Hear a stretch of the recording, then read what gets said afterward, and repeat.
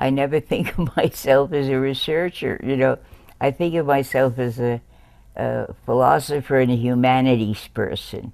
And I suppose, even unconsciously, when I refer to so many novels in my writing and so much poetry in my writing, I don't think I'm so.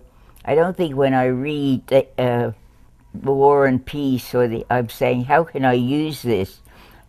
People used to say, because I quoted so much, they said that when I said Camus, I'd have to run to the bookshelf, but it just swims into my head. It's just very, and people don't always understand. Then people told me I quoted so much because I was a woman, and I was hiding behind all those quotations. I don't really, could be, but I don't really think so. But so I don't know if it's research. I think it's a little bit like reading in the way that my artist friend uncovers a painting, try to keep read. And then I like the last couple of days, because I have to give that paper on aesthetics as research. I don't even understand the title. So I've been reading everything from, not everything, but thinking, how do I prepare for a conference on qualitative research? So I read Merleau-Ponty and Marcel Dufresne, who's a French, and I read Danto just as a little, The Death of Art. And I'm thinking, well, maybe I'll just get my thinking together, but it's not, I don't think it's research. Probably for you, it's research in the qualitative sense or Gadamer's sense, that research is to find the meaning of what you're looking at. It's not to measure it.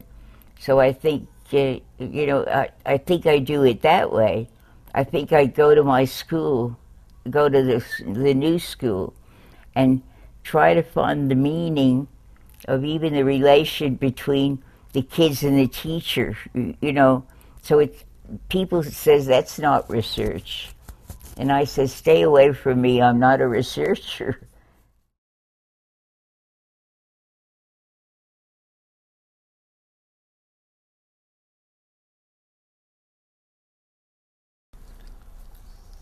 Aristotle once said, or at least was said to have said, man by nature seeks to know.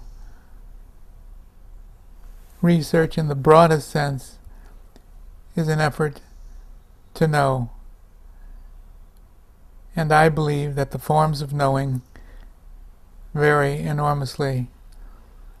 That knowing that 2 plus 2 equals 4 is one kind of knowing. Knowing that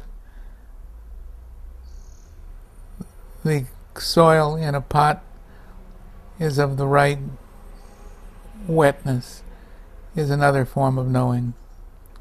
Knowing what an apple tastes like is another. So there are different ways in which people come to know the world. Research is an effort to refine our knowledge of X, whatever X might be. And it's done within social constraints very often. Sometimes these constraints are too constraining, and sometimes they're appropriate. So research is a process of inquiry in which a human being tries to know what it is that is under investigation. The word quality itself is systematically ambiguous. Quality in the vernacular often means something of high value, like this is a quality hotel room, or this is a quality meal, or this is a quality this or a quality that. That's not what I'm talking about. I'm talking about qualities such as redness, hardness, softness, strength, weakness, etc., etc. So that a painter, for example, will take qualities of line and color and texture and composition and put them together by arranging them in ways in order to affect the experience of somebody else?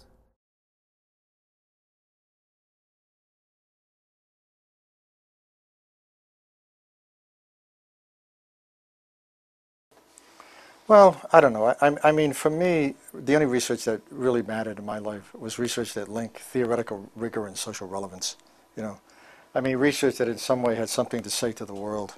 Research that, in a sense, was elevated to the status of being worldly. Worldly meaning that it took seriously the notion that people have unbelievable human potentialities and possibilities, and that first and foremost, research that seemed to matter was research that was organized around the theoretical principles that took seriously the primacy of the ethical and the political.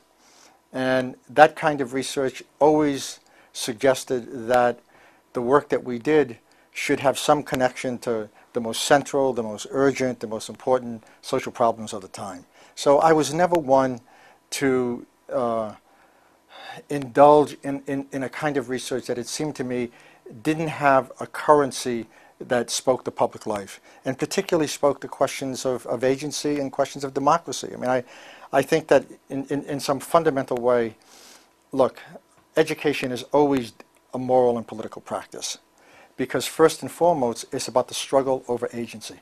Over agency. It's about the struggle over the lives we inhabit, the futures we imagine, the relationships that we engage in, the people that we work with. And that's even more so today because the question of responsibility is now globalized. You know, we have to re-theorize responsibility outside of small neighborhoods, outside of families. I mean, outside of the relationship of simply ourselves to the most immediate people in our lives. I mean, I think that, you know, we live in a world where all of this is so interconnected that this question of who's in, who's out, you know, who has the opportunity for a decent life, who can experience a life with dignity, is no longer something that can be separated from other parts of the world. So, I mean, so the question of agency now takes on a kind of global significance, suggesting that the political and ethical parameters that drive the research that we do are equally far more important than they ever have been in the past.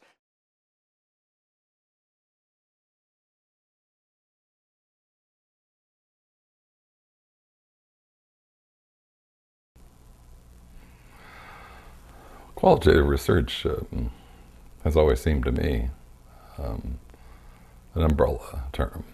Um, it's an inclusive term, and so it's lacked a certain coherence. The coherence it's achieved seems to me to be negative in the sense that it's not quantitative, but it is a term of convenience and a useful term. I wrote a piece with qualitative in the title a long time ago, published it in '79, called "The Whole Bright Deep with Understanding."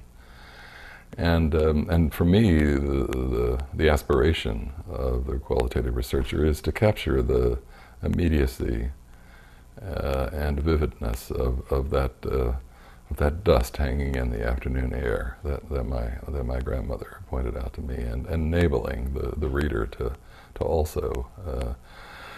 also to see that pattern, and perhaps then to notice the what's here in his or her own situation, what presents itself, not just the aesthetic in a sense of noticing the externals, but also the meaning of one's own situation. And so it encompasses both this project of understanding, which is by no means rationalistic, although it certainly is intellectual, but is also multidisciplinary, I suppose, and aesthetic in a profound sense, and political, and really the various disciplines that comprise the humanities and the arts all can make their contribution to providing a kind of grammar that the researcher can use to try to understand a particular problem or moment.